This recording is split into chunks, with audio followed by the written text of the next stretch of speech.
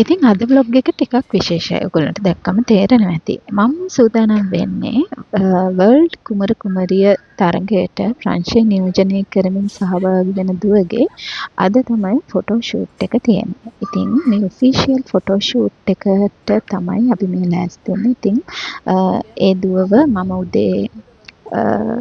උදේමත් නෙමෙයි ටිකක් දවල් වෙන්න අරගත්තා ෆොටෝ ෂූට් එකට රෙඩි කරන්න. ඉතින් එයාට තිබ්බේ ක්‍රවුන් ෂූට් එක කරන්න.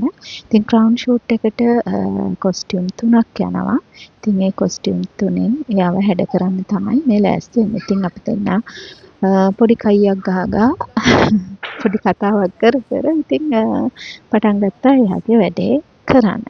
ඉතින් මුලින්ම මට එයාව ඩ්‍රෙස් කරන්න තිබ්බේ පාටි ෆ්‍රොක් එක. එහෙම නැත්නම් ඉවිනිං ඩ්‍රෙස් එකට තමයි මුලින්ම එයාව ඩ්‍රෙස් කරන්නේ. ඉතින් ඩ්‍රෙස් කරගත්ත එකේ වීඩියෝස් ටිකක් නම් නැහැ. ඩ්‍රෙස් කරලා ෆොටෝස් කරලා මමත් ලෑස්ති වෙලා යත් එක ගියා ස්ටුඩියෝ එකට ෆොටෝ ෂූට් එක කරන්න. ඒ කියන්නේ ක්‍රවුන් ෂූට් එක කරන්න. ඉතින් මේ ක්‍රවුන් එක දාලා ඉවිනිං ෆ්‍රොක් එක ඇඳලා එයා ලස්සනට ෆොටෝ ෂූට් එක කරා. එතකොට මේ අපිට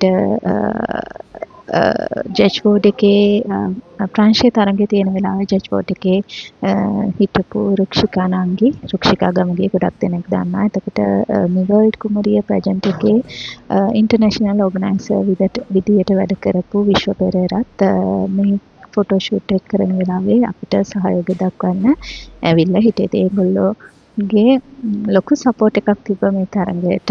ඉතින් දැන් තරඟය ඉවර වෙලා මම හිතන්නේ සතියකට කිට්ටුයි. මම හිතන්නේ ඔයාලා බලන්නත් ඇති. අපි ටික තමයි ඉතින් මේ ෂූට් එක කරන්න හිටියේ.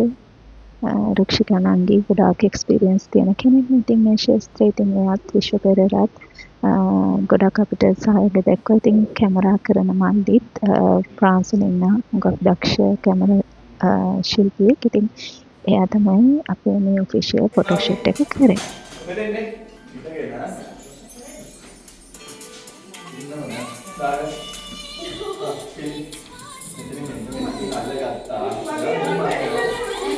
කවුද තාන්නේ වා පිට මේ බලාගන්න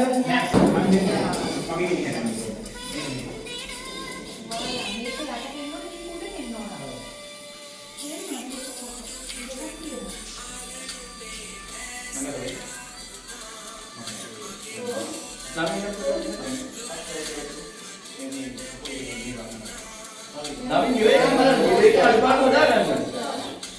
විවේකම් අඩපාඩු හදාගන්න.